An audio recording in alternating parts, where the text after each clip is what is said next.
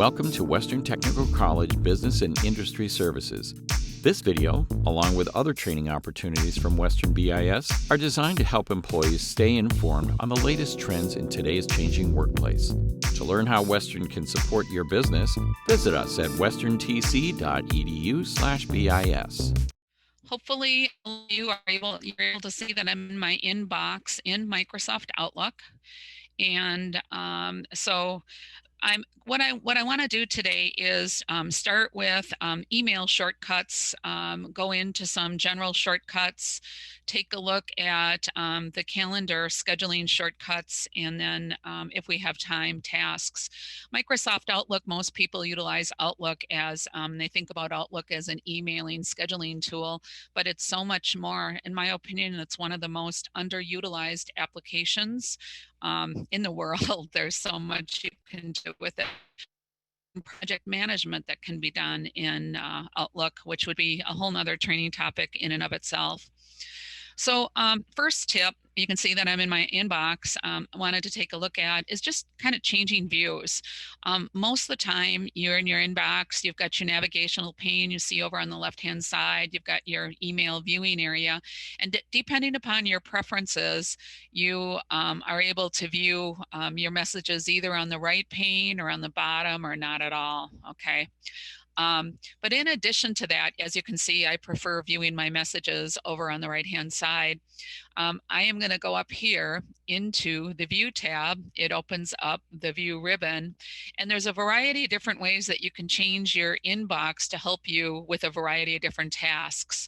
So for example, if I wanted to, let's say that I'm behind on the email, or I want to take a look at my email by category, I go into this View ribbon, and it allows me to change my view a number of different ways.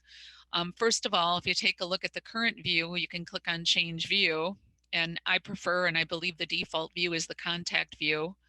But there's also a single view, which kind of scrunches your email in the viewing area where you can see a single line of each of the emails. To me, that's just too busy.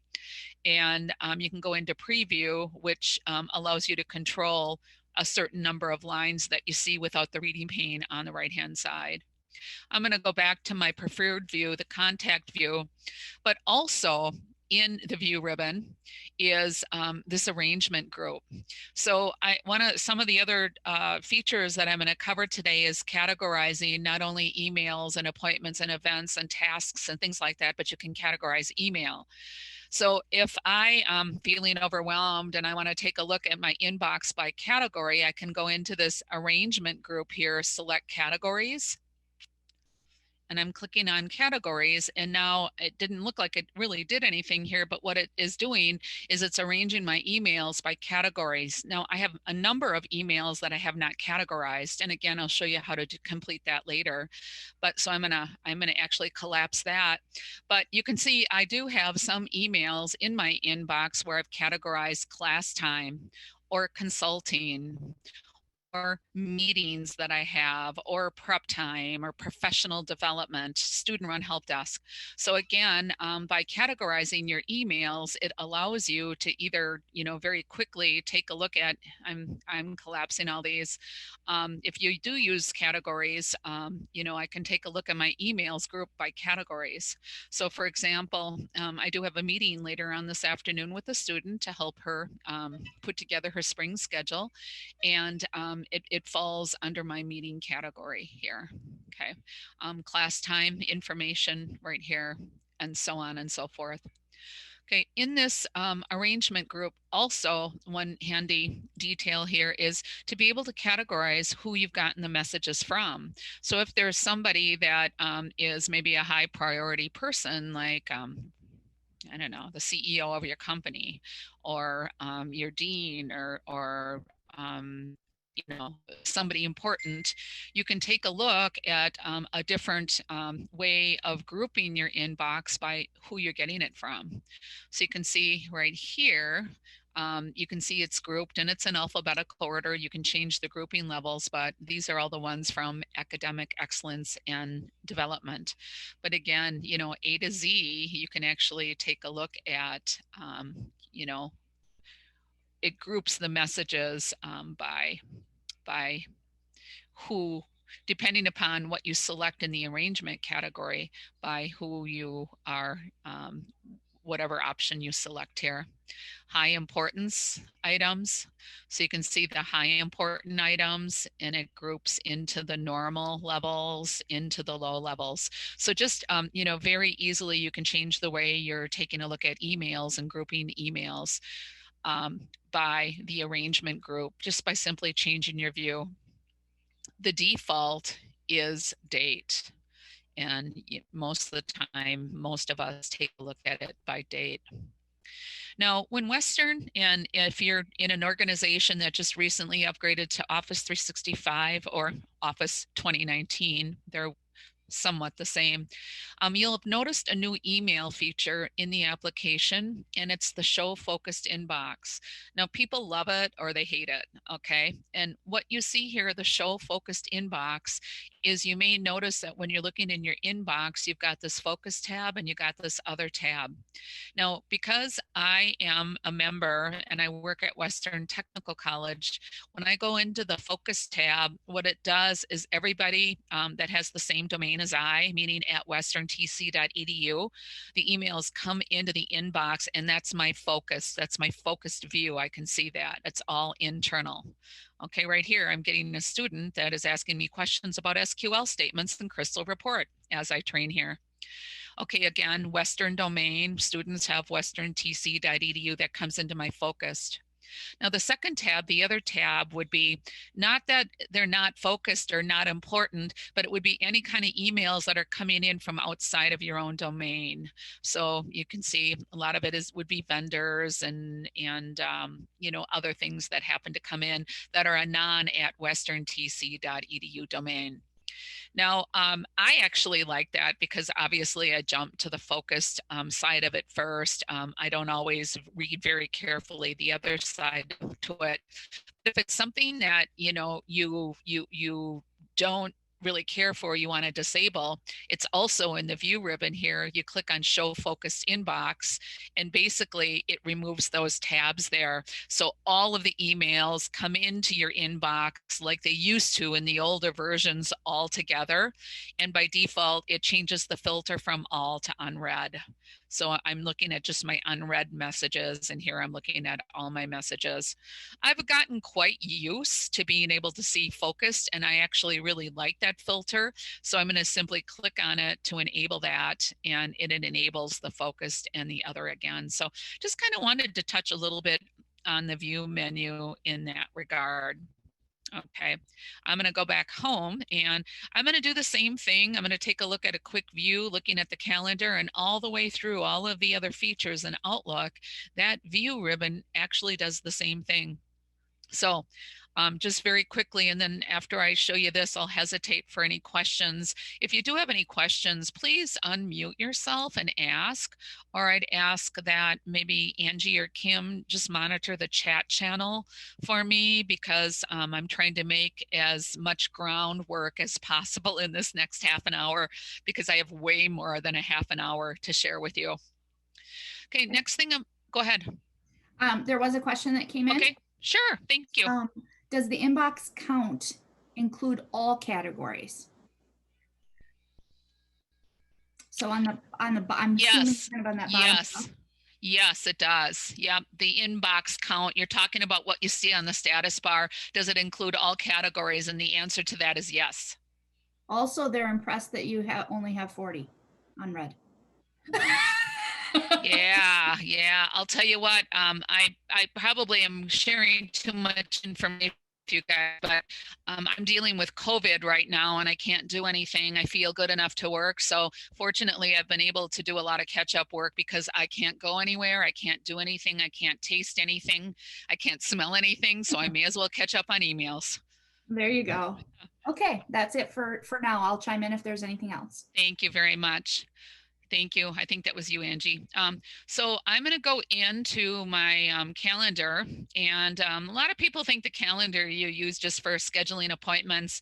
Again, another day, another time. But with the calendar, it's so powerful because you schedule activities that include appointments, but also you can schedule events and you can schedule meetings. So a lot of people think an Outlook calendar is okay, my appointments, but there's actually three different kinds of activities that can be scheduled in a calendar. Appointments, which basically assume that it's just you. Okay, I've got a doctor's appointment or a dentist appointment or an appointment elsewhere. A meeting involves somebody else, and an event is just kind of a flag on the calendar reminding you that something's going on. So I'm in my calendar, and once again, I'm going to use the same technique. I'm going to go into that same view tab, except I'm in a different feature of Outlook right now, and I go into view.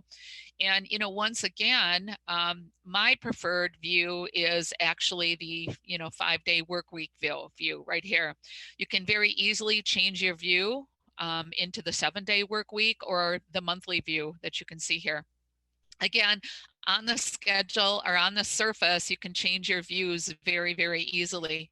You can also, just like you witnessed with the email, you can go into current view, you can click on change view, and you're in calendar view, but you can go into a preview, which kind of shows you your calendar view, but it gives you any details that you have in your calendar.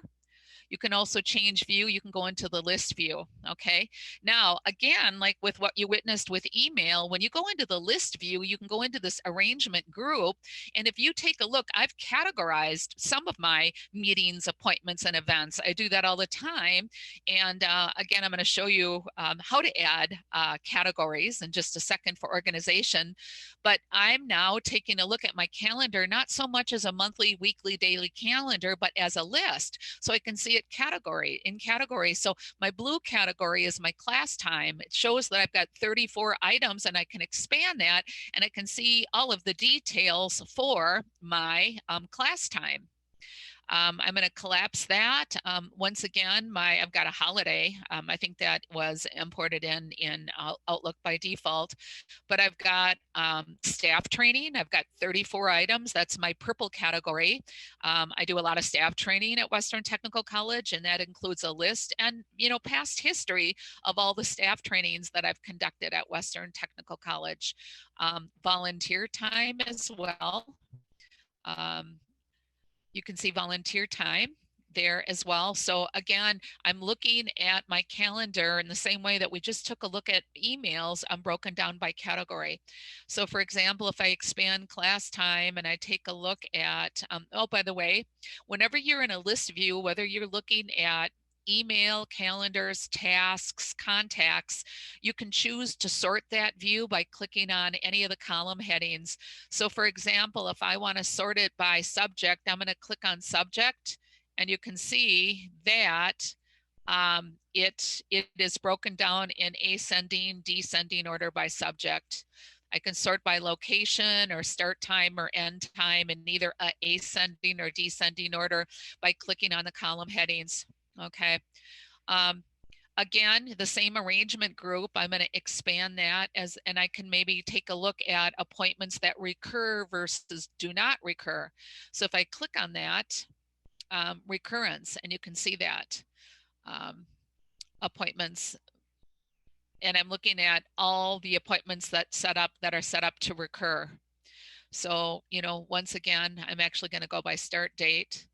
I'm going to change my view. By the way, in the final view here is the active view. So this is only showing the appointments that are active still on the calendar. Some of these older ones are showing active because they recur year after year after year. Okay, I'm going to go back into the calendar view, and I'm going to go back there. So just even simply using views are just really good ways of being able to see different analytical angles, not only of emails, of appointments and meetings, but tasks and everything else in Outlook. I want to take a step back, and I want to show you how very quickly to use categories and actually flag emails and objects in Outlook. Does anybody have any questions on views at all? I'm not seeing anything in the chat at this point for questions. Okay, good. Okay, so no matter what feature you're in the home ribbon, you'll always see categories. You see categories here?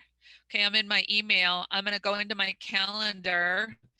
And if I am, let's say, going to create something, you'll see categories. If you're looking at tasks, you'll see categories. You can even categorize contacts in Outlook, okay? So I'm gonna go back here and I'm gonna select this one right here from my student, and I'm gonna select that email. Now, if I want to categorize this email, I'm gonna go up to the home ribbon and there's this tags group. I'm going to go into categories, and you can see I've created my categories, use them all the time. It might be class time, it might be consulting, it might be meeting, professional development, student run help desk, okay? Let's say that I'm going to categorize this as a meeting. I select meeting, and you see the little meeting flag on that with the color. Now, if I go in and I take a look and I change my view, it'll see that this email will show up under my category of meetings. So the question is then, by default in Outlook, everybody is set up with categories, but they're not so meaningful. By default, if you look at your categories, it'll probably say blue category, brown category, red category, green category, and that's not very meaningful. So to customize your categories and make sense out of your categories, and once you customize them, you can apply them to absolutely any feature in Outlook. You want to go down, you want to select all categories. And if you haven't customized yours will say blue or red or yellow. So basically what you do is you select one. And I've customized all mine, but you pick the top one and you just simply choose rename key over on the right hand side. And what you do is you just rename it to give the color a meaningful name. Okay. You can always add, so like let's say that I wanted to add another category, and the other category that I would add is maybe faculty coaching. Okay. So I'm going to choose new, click on new. I'm going to name the category faculty coaching, which is going to be another category that will be big in the development this next year. And I can pick whatever color that I want to for it. Let's go with this darkish, let's see, what color am I not using right now? Let's go with this greenish color right here. I can assign a shortcut key if I want to. I never remember shortcut keys, so I'm going to leave it set at none, and I'm going to choose OK. And you can see that it is added to my color chart there. So next time then, okay, I selected this, and I've actually got two categories. So actually this email will fall under two categories. If I go into a meeting, I can easily categorize, let's say right here, Outlook tips and tricks. That's what we're doing today. Okay, I want to categorize that. I'm going to click on that, and I'm going to click on consulting. And you can see how it color codes that information within the schedule. And also when I apply that category filter to my schedule, it pops up there as well. I don't want to spend a ton of time on tasks and contacts because it works the same way. But if I go into my task window and I want to categorize, let's say, roster for class on Wednesday, notice I have categorized here as well. And I'm going to just say that that is going to be class time. Okay, so no matter what feature and folder you are in Outlook, it all works the same. I'm going to go back to email. Okay, any questions on that? Quick question came in. Sure. What they're asking is, can people viewing my calendar also see the names of those categories? So thinking about communication with your boss or others on your team, can they look at that and visually tell what it is?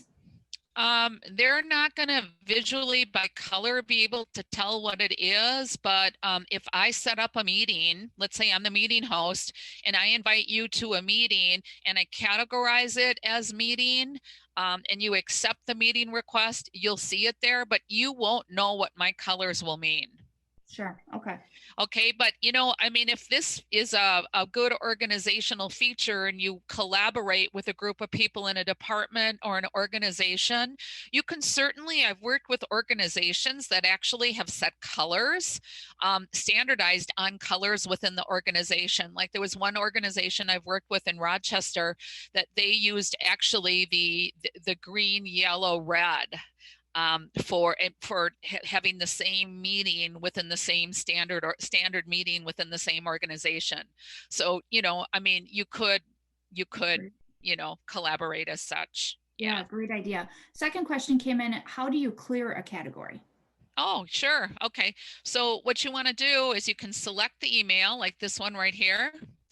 And I'm going to go up to categories and I'm going to clear all categories. Bam. Or I could have collected. So when I go into the categories button on the very top, I had 2 categories. So I clicked on clear all categories and it cleared all categories from this. Okay.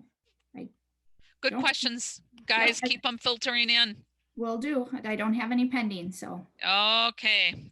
So, you know, there's just so much. I'll tell you 2 of the newest features that as a this, you know, we're all going through this COVID world, right? You know, and we're all virtual right now.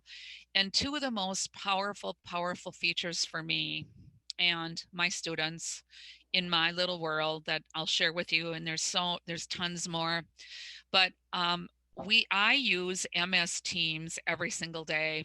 My students use MS Teams every single day as a virtual collaboration tool. And I just want you to know that OneNote is part of the Microsoft Office 365 suite. So is MS Teams, so is OneNote. And so I just wanted to show you that no matter whether you're looking at emails, you're looking at your calendar, your schedule, tasks, contacts, it's so tightly integrated into those other applications bidirectionally. So for example, this email right here from Brandy, let's say, okay, it came through and she's giving some Blackboard advice to another instructor. Let's say that I'm looking at that and I'm thinking, wow, that's really good information. It's something that I want to save, and I want to save it in my professional development section of my notebook. I can select the email, and on the home ribbon, it doesn't matter whether I'm looking at email or calendar or tasks, I will see this OneNote icon here. I'm going to click on that, and I am in a click of a finger able to send it to any page in any section in any OneNote notebook that I have access to. So I just clicked on this right here, and I've got a notebook for professional development, for the CSS program, for the Western classes that I teach, you know, for each of my classes, for Murphy, my therapy dog, Wildy, BA work. We have a joint project that we're working on together. So basically, I want to take this email and let's say, wow, this is great for professional development. I want to store it in my professional development notebook. I'm going to expand that to even pick the section of the notebook I want to pop it into. So let's say that I want to pop it into, let's say, staff training. Okay, so I'm going to expand that, and I'm going to even select the page in staff training that I want to put it into. Okay, I'm going to choose okay. Now what it's doing, everybody, is it's going out, it's opening up my OneNote notebook. In just a second, you're going to see how it popped that email into that specific notebook, into that section, into that specific page right here. Documentation right there. So it's bi-directional. And I think that this is so powerful because my life is in my OneNote notebook. And I know this is an Outlook training, but it's so tightly integrated. You Western folks that are here, we just had to complete a law room training. Here's all my information and notes from that training right here, including my certificate of completion. Again, it's just kind of amazing. Now, if you take a look, I'm in OneNote right now. And again, this is not OneNote training, but notice the integration back into Outlook. Under tags, I can email the page. I can actually input meeting details with regard to what's on my calendar today. This is on my calendar today. So if I maybe I'm going to delete it here. I'm just going to go sample. I can't spell. And I'm going to actually include meeting details. This is my Outlook calendar right here. And let's say that I'm going to put meeting details right here from Kim and BIS. I'm going to click on it, and in a heartbeat, there are all the details to this meeting here today. So anyway, this isn't a OneNote. I'm going to go ahead and delete this page so I don't forget. But the tight integration into OneNote. Again, I could be in my calendar, and in my calendar, let's say that I want to select this meeting right here. Again, I put this in meeting notes in my OneNote notebook. It actually, the window popped up in another screen right here, but you can see all the meeting notes there as well. So just kind of wanted to talk a little bit about OneNote and the integration into Outlook bi-directional, but also MS Teams. MS Teams is a virtual tool like Zoom. Go ahead. Did somebody have a question? Yep, I got a couple of things coming in. First of all, lots of positive feedback on the OneNote connection, and I foresee a future topic Tuesday that will share more. Lots of requests for more information on that. Oh my gosh, I would love to. Yes, absolutely. There was one question that came in regards to Outlook that was about setting an appointment privately. So can you demonstrate how in your calendar to make that private so others? I got a lot of private ones because yeah, and see, I'm opening up my world to you guys, so you're seeing stuff that's marked private, but I don't really have that much time, really. Okay, right. So yeah. let's go into the calendar, and this will be great. And let's say that I want to set up a meeting tonight after I meet with a student. I'm meeting with a student at 4:30 tonight. So let's say 6 o'clock. I want to set up a meeting. Now it can be an appointment, a meeting, or an event. I'm going to create an appointment. Okay, so basically I'm going to actually maximize this so it's easier for you guys to see. Okay, now let's just say that let's call it private meeting with me, myself, and I. Okay, location. No, but for the record, and this could be a future topic as well. I just wanted to show you guys, if this is going to be a Teams meeting, I'm going to click on that and it automatically pops a link to the person so that we can join meet in Teams.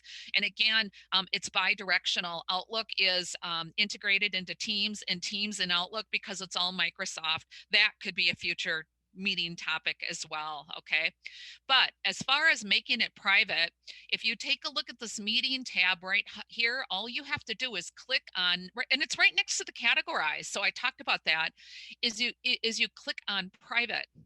Okay, now what you're going to see is you're going to see a little lock when you look at the appointment, and all anybody else will see during that time is that you're busy. They won't be able to see any nitty-gritty details or anything like that. Okay, so I'm going to go ahead and I'm going to require myself to be there, and I'm going to say example of a private meeting. Okay. And that private, whether it's in a meeting, an appointment, or event, you still see it in the same place. So I'm going to send it to myself, which is kind of weird, but you see the little lock in the little tiny corner right there? That's how you know that it's a private meeting. Like here, my agility training, now you guys are seeing it because you're looking at my calendar, but other people wouldn't know that I've got agility training with my two dogs from 4 to 6 p.m. on Monday nights. That's a private meeting. Okay, it also recurs every Monday. Of course, not last night because I can't go anywhere. But you can tell, like, these meetings aren't private. Our Thanksgiving Zoom family conference, I marked it as private because we're, but anyway, hopefully that answered the question. Yeah, I think it did. I have one more question that came in. We're at Sure. time. So I Yep. will, kind of just do a shout out to that. I think this has been fantastic. And I would invite people even to think creatively about how you use the categories. And I'll share an example on my calendar with campus when we're at campus. There are so many different buildings and locations, or whether I'm at a customer site where I need to be. So I have the category set up about where I need to be. So at a glance, I can see, oh my gosh, I'm going to have some drive time. I have to go here. So there's just be creative. There's a lot of ways to use that. So we're at time. I'm going to go ahead and we'll continue to answer questions. Cindy, if that's okay with you. Sure. I would thank anyone that joins us that does have to drop off because of time. You're welcome to do that now. But the question that came in was, if you are going to host a Teams meeting and you want to share your screen, how do you do that? So if I'm going to host a Teams meeting and I want to share my screen, Yes. oh my gosh. Okay. So you guys are asking very good questions. Let me just open up Teams right now. Okay, you actually share your screen exactly almost the same way. It's very, very similar to Zoom. So it's opening up Teams right now, and I'll show you how to do that. There's an icon, and I actually have documentation on this as well. Am I still sharing? Angie, are you able to see my screen? Am I still sharing? Yep, I can see your screen. Okay. Okay, so if I wanted to host a meeting, let me just see if, oh, okay, right here. Okay, we may have lost it. Okay, probably because I initiated Teams. Okay, hold on.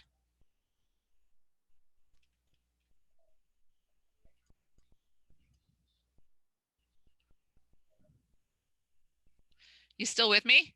Yep, we're here. Okay. So I'm not actually going to do that. I was actually calling a student, but there's an icon when you're in a meeting that looks like the one I'm pointing to right here. It's kind of a square with a little, are you able to see it? Nope, I'm still just seeing the Zoom. Oh, okay. Okay, hold on. I stopped sharing. Just bear with me. Okay. Okay. So can you see that now? There we go. Okay, so I'm in Teams right now, and when you're in a conference, you have a toolbar that appears. I'll show you a document, all of you, and actually, I'll put my document in the chat window. It's a PDF, and it's a document that I actually give to all my students so they know how to navigate when they're in a Teams meeting. But to share a desktop in Teams, you see the icon I'm pointing to right at the upper right-hand corner? It's like the square with an arrow. Yep. You see it says screen sharing. It looks just like that. Okay. Awesome. Yeah, let me find that document if you're interested, and you can ask another question while I find that document. I don't have anything pending right now, so if anyone still with us has anything to ask, we would certainly take that. Okay, I'm going to open up the chat window, and I'm going to actually put a MS Teams document in it. It's a PDF, and if you guys are interested in it, you can download it. Let's see here. I'm going to stop sharing right now. Okay. Pause share, stop share. Okay. Let's see if I can get to the chat window. Okay. So let me get into the chat window. Here is the MS Teams training PDF file. Okay, let me see if I can get it in there. And then I'll just say, while you're looking, we have a couple, just two other questions. We'll call it at that. Sounds good. For the sake of time. But as you finish with this one, I have two questions pending. Okay. And then we'll conclude. Okay, so let me see if I can pop that in there. See if I can get it in there. Let's see here. Oops, it's going to Kim. Just a second. I have Kim privately. I gotta make it a all panelists. Okay. And right now we're seeing your Zoom page again. So it looks like maybe we lost the screen share. Oh, okay. Yep. Okay. We good here? Yep, it says, Okay. yep, now we can see it. Okay.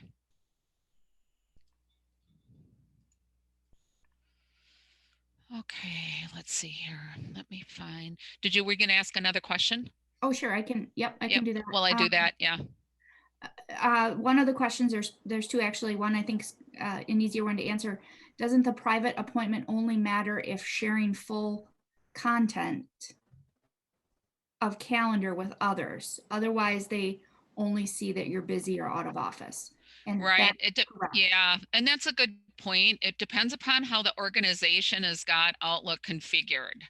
Um, and that's exactly right. So some organizations on a wide scale, they will only allow for users just to be able to see that they're busy, they're free, they're out of the office. Okay. Some organizations will allow for each other within an organization to see all of the details.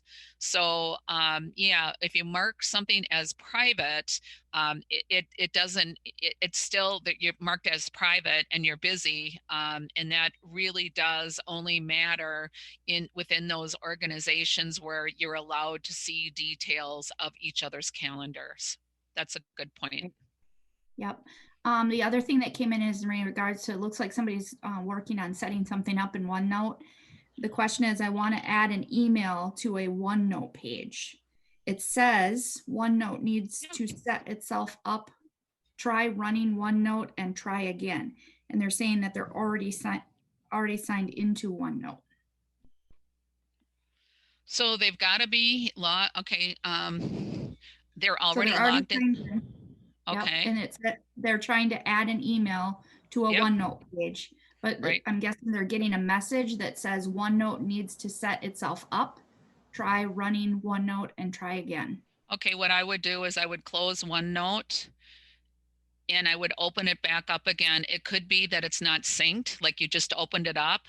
And OneNote has got to go through a synchronization process because it's supported across multiple platforms.